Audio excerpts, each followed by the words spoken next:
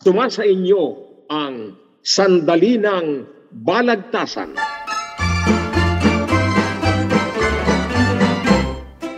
Ito ang pagtatalong patula ng mga makata, pataasan ng diwa, pagalingan ng katwiran sa malinaw at maindayog na tinig. Ngayon na ang oras upang taluntunin ang mga wakas ng ama ng tulang Tagalog na si Francisco Balagtas. Kaya ano man ang inyong pinagkakaabalahan, halina kayo at samahan ninyo kami sa Sandali ng Balagtasan. At ngayon, sa ating pagsisimula,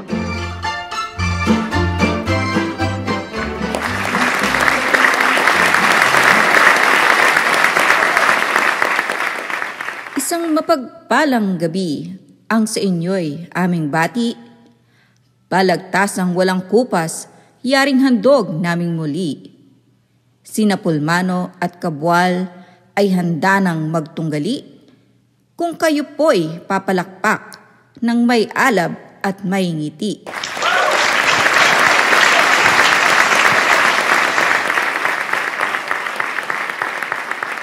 Bago tayo magpatuloy, hayaang magpakilala. Maria Cristina Binosa po, taga-lunsod ng Iriga. Hindi ako kandidata, lalo namang di artista. Lakambini ang papel ko sa tagisang nakakasa.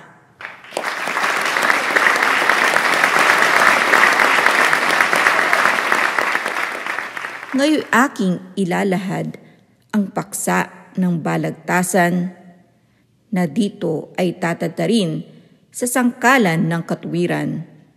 Dapat ba o hindi dapat na artista ay halal o senador na iboto sa darating na halalan?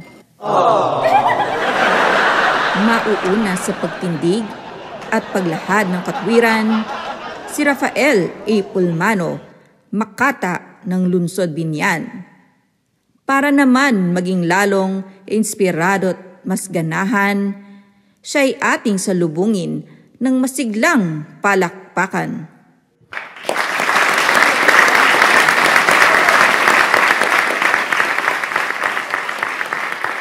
Lakambini naming dilag, kababayang nalilimpi, ako din ay taos-pusong malugod na bumabati.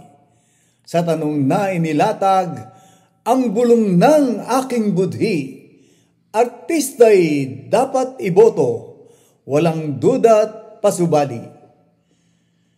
Ang buhay at pagkatao ng artista lalo't sikat ay batid ng buong madla pagkat bukas itong aklat. Walang bahong disisingaw o sikretong di kakalat sa showbiz na ang mabuti at masamay publisidad. Dahil ating bistado na, galing nila't kapalpakan, mas madaling kilatisin kung sa pwesto sila'y bagay. Malay natin sa pag-arte, subok silang mauhusay, baka naman kung manalo'y mahusay ring lingkod bayan.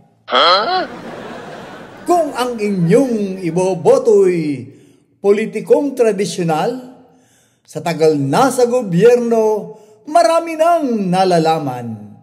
Inugatan at parte na ng sistemang kabulukan. Ano pa bang pagbabago aasahan nitong bayan?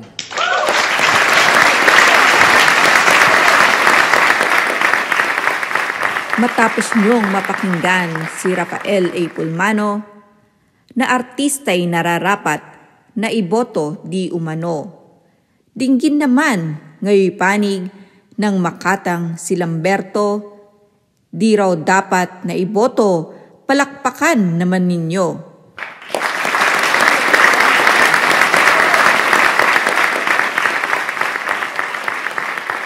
Ako po ay si Bert Cabuang, tubong lungsod ng Batangas, saang mga manunulay pawang lahi ni Balagtas. Kung meron mang kamakatang nagahamon at pangahas, Sa digma ng balagtasay, handa ako di aatras. Sa tanong lang lakambini, nitong ating balagtasan, dapat raw ba na iboto ang artista sa halalan? Ang tugon ko'y hinding-hindi kahit ako ay suhulan at bilihin ang boto ko ng ganid at tampalasan. Ang artista'y bagay lamang sa mundo ng puting tabing at hindi sa politikang dunong nila'y alanganin. Nangahalal na artista sa masilang na tungkulin, di kinaya ng maraming ang saguti balikatin. Noong unay, may artistang sumabak sa politika upang siya sa gawain mapaiba namang lasa. Nang mahalal na Pangulo nitong ating Republika, nagpayaman sa gobyerno, naging 7 ang asawa.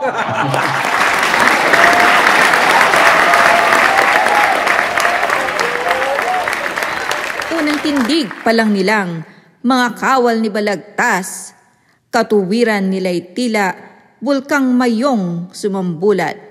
Sa susunod nilang tindig, ako'y di mo nasasabad, muli silang paulanan ng maugong na palakpak.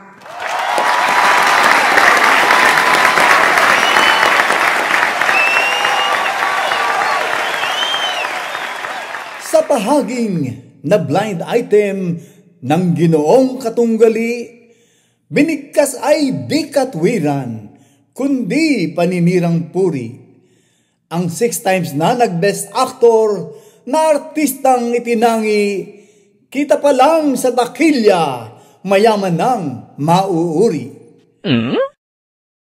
Naging 7 bawi kamo ang asawa ng artista noong maging presidente.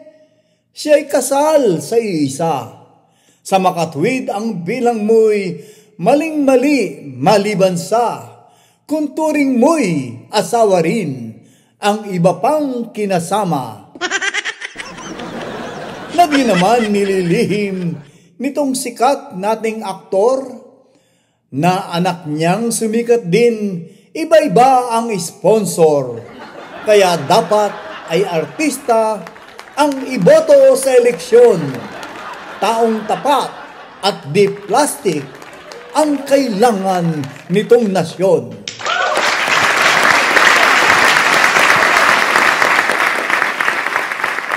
Sa Senado'y may senador na artistang mandarambong na pagtantong sila'y sangkot sa paggawa ng korupsyon.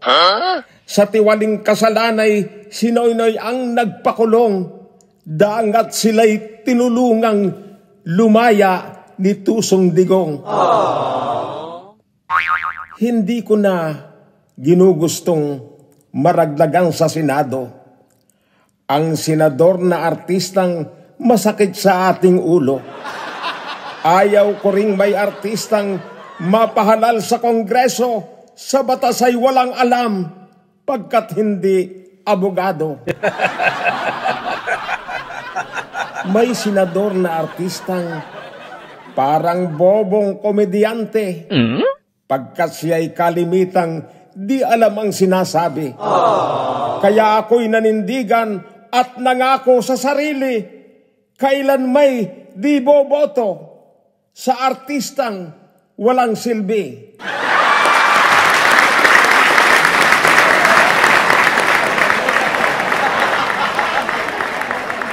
Huwag sabihin ang artista at komedyante walang silbi.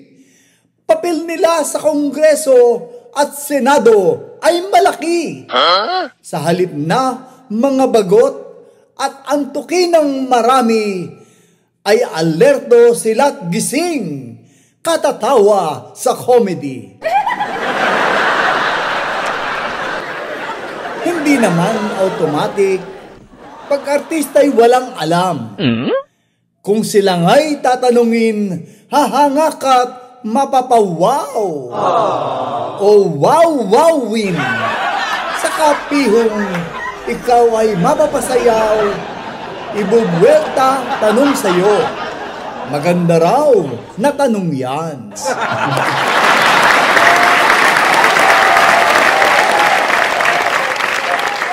Doon sa amin, sa Batangas, may artistang nangahalal. Yung isa ay governor at isa ay board member naman. Kahit sila'y mga sikat na idolo sa lipunan, di na kayang mapaunlad itong aming lalawigan. Sa kanilang katungkulang lingkod bayan na artista, ang totoo'y di natuwa't dismayado ang balana.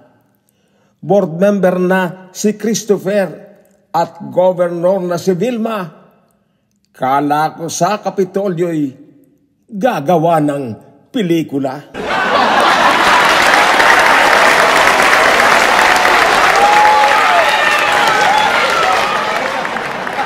Doon naman sa aming bayan, may nahalal ding artista. Sa pag-awit ay magaling, tagahangay sangkaterba. Nanalo sa kasikatan, madalas na maimbita sa handaan, kasayahan at lamayan kumakanta. Ang kulturang politika at kulturang puting tabing ay kulturang magkaiba, sabihin mat di sabihin. Kapag ito'y pinag-isa't pinilit na pagsamahin, may sisipot na artistang kandidatong kabilanin. Sabihin ang sasabihin, iboboto'y yaong pa rin.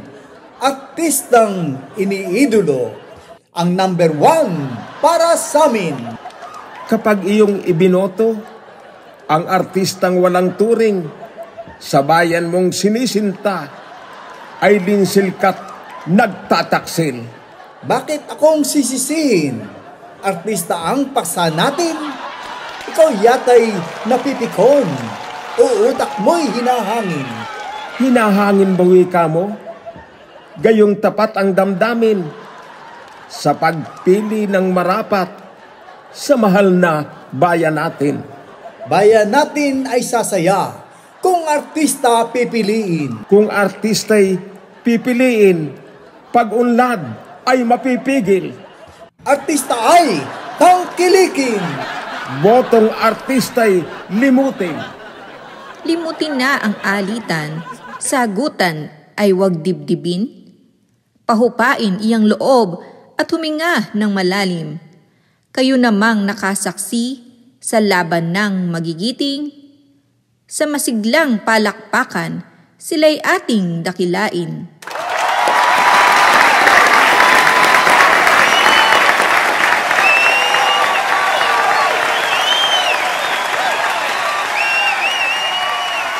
Artista sa puting tabing, tanghalan at telebisyon, dapat ba o hindi dapat na iboto sa eleksyon? Kay Pulmano ay dapat daw, ang kay Kabwal namang tugon ay hindi raw nararapat. Kayo, ano ang inyong hatol?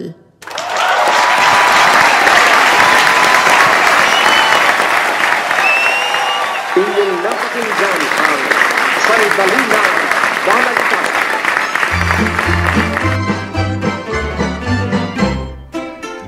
Ito ang pagtatalong patula ng mga makata, pataasan ng diwa, pagalingan ng katwiran sa malinaw at maindayog na tinig. Ito ang pagtalunton sa mga bakas ng ama ng tunang Tagalog na si Francisco Balagtas. Hanggang sa muli, mga kaibigan, sa muling pagtatanghal ng Sandali ng Balagtasan.